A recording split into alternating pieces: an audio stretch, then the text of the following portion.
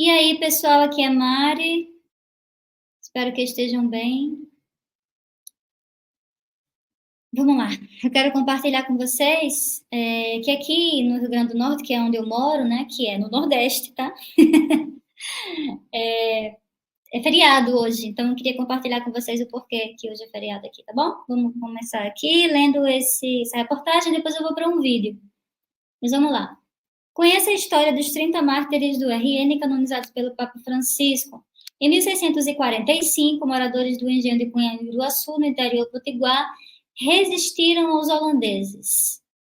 Em 2017, o Papa Francisco, né, declarou santos 30 dos 80 mortos no massacre. Aqui é um monumento que fizeram em homenagem a esse dia aí, desse negócio. Ó. Mártires de Cunhaú e Uruaçu, São Gonçalo do Amarante. São Gonçalo do Amarante é uma das cidades pequenas que tem aqui no Rio Grande do Norte, certo? Aqui, São Gonçalo do Amarante e Canguaretama, né? Cita duas cidadezinhas daqui. E a gente é chamado de Potiguar porque, na época, né, há muito tempo atrás, como vocês viram, os potiguares ou potiguaras dominavam essa região que a gente hoje chama de Rio Grande do Norte. Mas vamos lá, continuando a leitura. A cultura religiosa nas cidades de São Gonçalo do Amarante e Canguaretama, no interior do Rio Grande do Norte, está fortemente ligada à figura dos mártires de Cunhaú e Uruaçu, também conhecido como protomártires do Brasil. Este é o título dado aos cristãos martirizados nos dois municípios em decorrência das invasões holandesas do Brasil. Em 1645, mais de 80 fiéis à Igreja Católica foram mortos. Destes, 30 foram martirizados. Então, aqui foi o dia lá da festa, do negócio na Praça de São Pedro. Continuando a leitura. O primeiro massacre ocorreu na Capela de Nossa Senhora das Candeias, no engenho de Cunhaú, em Conguaretama. O segundo, em Uruaçu, comunidade do município de São Gonçalo do Amarante.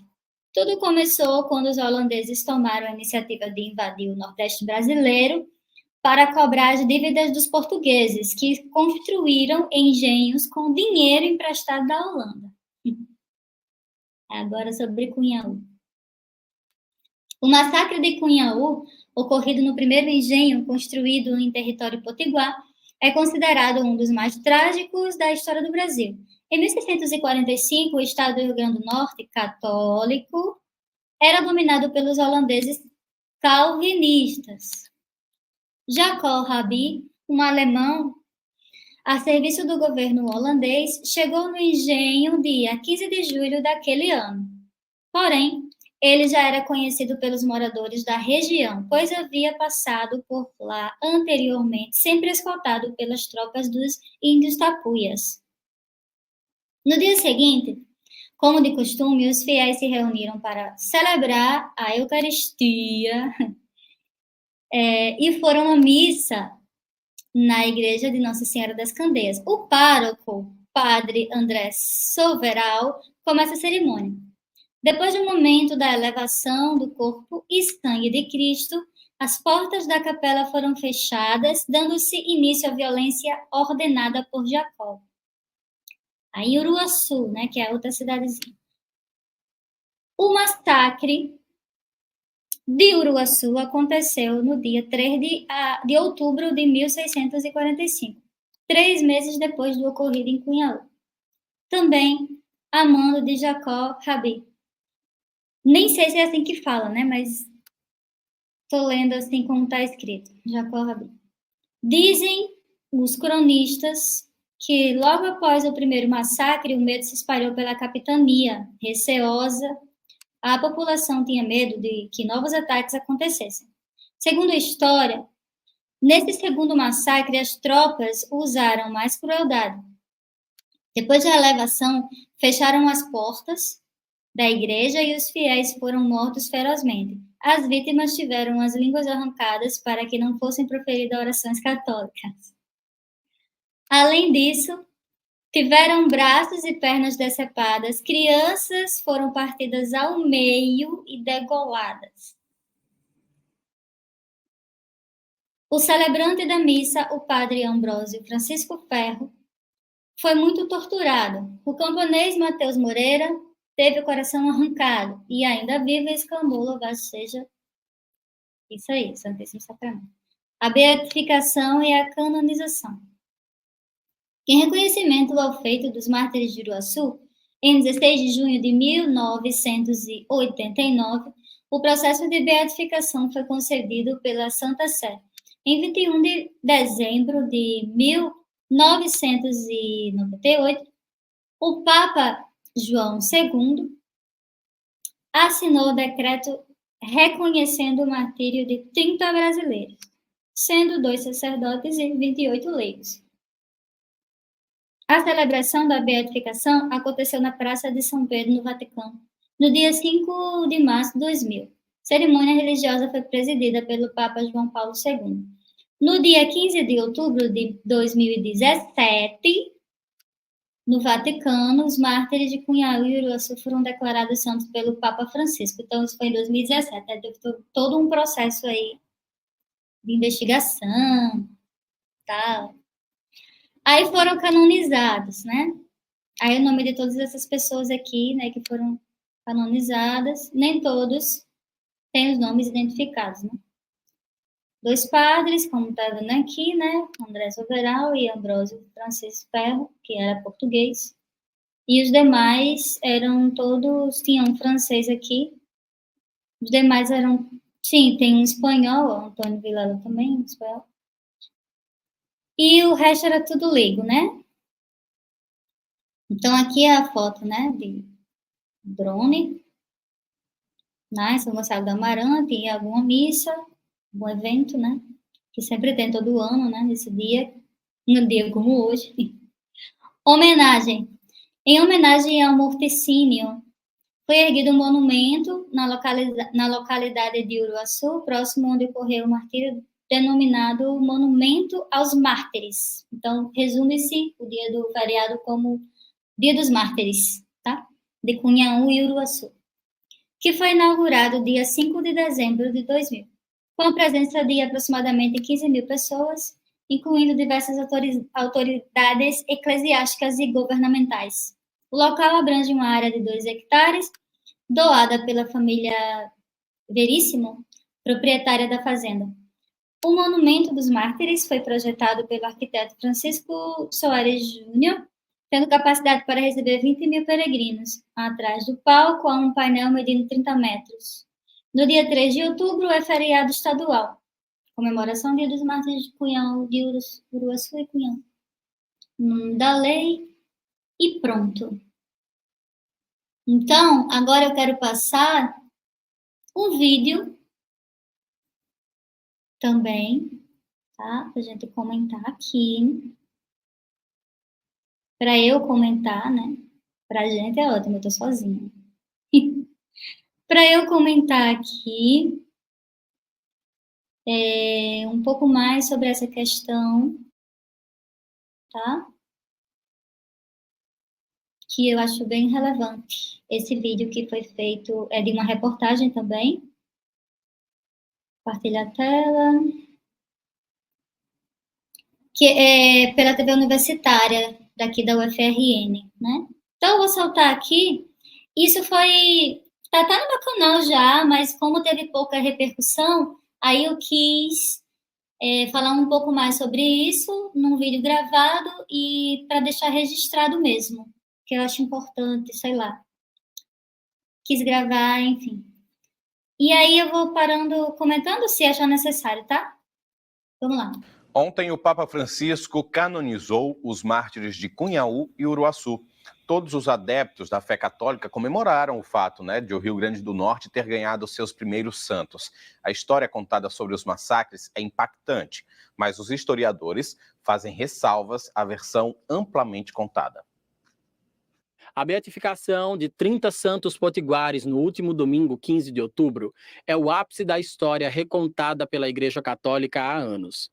Holandeses, liderados pelo mercenário alemão Jacob Rabi, invadem cultos católicos, descumprem acordos de paz pré-estabelecidos e, com auxílio de povos indígenas, protagonizam os massacres de Cunhaú e Uruaçu em 1645, onde hoje estão os municípios de Canguaretama e São Gonçalo do Amarante. Os padres das duas paróquias se dizem emocionados com a finalização do processo de canonização. Eu penso que o testemunho dos santos mártires, ele é muito forte em todos os sentidos. Da convicção. Isso é um padre falando, né, gente? Então a gente dá um desconto, né? É um religioso, então. É isso. De fé, da vivência da fé, dos princípios evangélicos, da luta pela justiça, da luta pela vida, do contributo que nós cristãos devemos dar para a paz do mundo. Então, e eles enfrentaram a violência pacificamente. Esse é um grande legado. Eles venceram. Se fosse fácil assim, né? Que romântico, né? Enfrentar a violência pacificamente. Então tá bom. Então, a violência, dando a própria vida livremente. A gente encontrar na nossa história, no nosso chão, homens e mulheres, independentes de serem padres ou não, mas que tiveram a coragem de morrer por um ideal. Aqui no município de São Gonçalo do Amarante foi erguido um monumento em memória dos mártires. Segundo os registros da Igreja Católica utilizados no processo de canonização, o sangue de mais de 170 fiéis foi derramado por toda a extensão desse campo.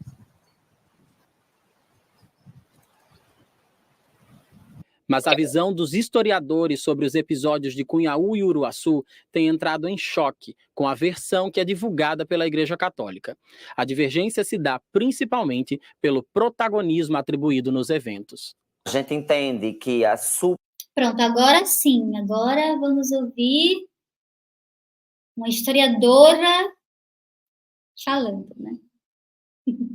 super celebração que envolve hoje o chamado Feriado dos Mártires de Cunhaú e Uruaçu, tem a ver com uma visão enviesada da história que prioriza determinados atores sociais, ao passo que suprime outros. Nesse caso, né, o colonizador português é exaltado, é vitimizado, é glorificado, enquanto que a herança histórica que ele deixou é justamente oposta.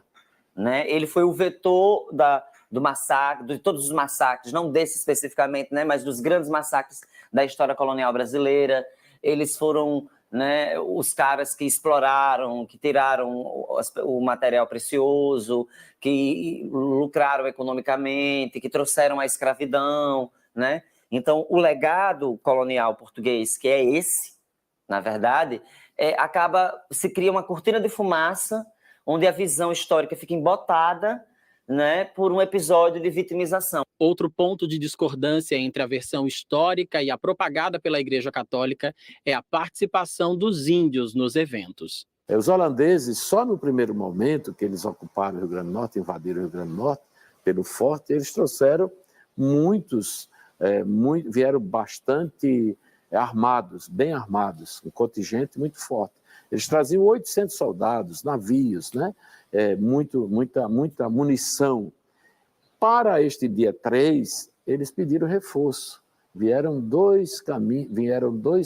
por dois caminhos o reforço que saiu de Recife para cá. Um pelo mar e outro por terra.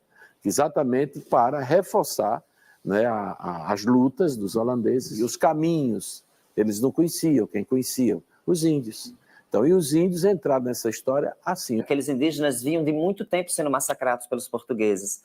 Né? Então, como os portugueses os massacravam, eles acabaram se aliando aos inimigos dos portugueses, os holandeses, que tinham historicamente uma política de maior tolerância com as populações indígenas. Na hora, né, do conflito, os indígenas fizeram os cálculos deles e perceberam que apoiar os holandeses parecia ser melhor, né?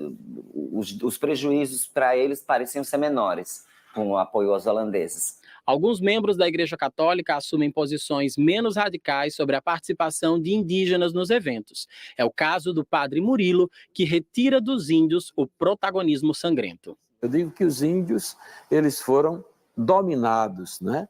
Os índios não são protagonistas, neste momento, desta tirania. Mas para a historiadora Leilane Assunção, o discurso da Igreja Católica deve ir além. Porque a posição oficial é que vai pautar que ele possa dizer assim, não, mas espera aí, se você é católico e não concorda com isso, você vai ter que ou mudar de opinião ou mudar de religião, porque a posição oficial da religião agora é essa, sobre povos indígenas, sobre homossexualidade, sobre mulher, né? Enquanto a gente continuar a ver que a Igreja Católica continua a condenar o uso de preservativo num mundo, uma superpopulação, num mundo superpovoado, com pessoas, né, na miséria. Então, agora ela está dando aula, não é? Como a gente pode ver, ela está dando aula. A Igreja Católica continua alimentando seus rituais de ostentação, de muito luxo, né? O que é o Vaticano? É um lugar dos mais luxuosos do mundo e que fica falando da humildade. Então, enquanto a gente ainda viver essas incongruências entre o que alguns clérigos falam e o que efetivamente é a Igreja, eu tenho pouquíssima credibilidade nessas palavras. Leilane Assunção vê com preocupação o crescimento da pauta conservadora e religiosa no país. O Estado laico no Brasil está ameaçado, ele está em xeque, né? Eu acho que não é coincidência justamente que essa discussão dos mártires hoje está com tanta visibilidade, tem a ver com o tipo de ofensiva que o cristianismo, seja evangélico, seja católico, tem feito ao Estado laico, as intervenções, né? A gente vê aí o cristianismo tentando pautar a pauta que é da psicologia e dizer que a homossexualidade tem cura, o cristianismo tentando pautar a pauta da arte, dizendo que essa arte aqui é profana, é insana, é indecente, né? Então a gente está vendo uma super exposição do cristianismo hoje, do fundamentalismo cristão, seja protestante, seja católico, e que nós, os pensadores da humanas, a gente tem que estar muito atento, porque é uma prerrogativa da Constituição de 88 a preservação da laicidade do Estado. E toda vez que o Estado não é laico, os massacres como os de Cunhão e Uruaçu se tornam possíveis, né? Massacres por cunho religioso. Então, veja aí. Essa é uma ótima frase, né? Nós, da área de humanas, temos que estar muito atentas e atentos a esse comportamento da religiosidade cristã, né? A gente já sabe disso, né? A gente que luta por um Estado laico no Brasil, já percebemos, né, que essa é uma luta de vida, né? Então é isso, gente. Só queria deixar registrado esse momento desse feriado aqui do meu estado, né, do Rio Grande do Norte, e o porquê disso, né? Vocês viram aí da historiadora uma aula maravilhosa que eu queria só compartilhar com vocês, porque é muito importante, pelo menos para mim é. Então, eu quis deixar isso registrado aqui de novo, tá? Então, cheiro, até a próxima, tchau!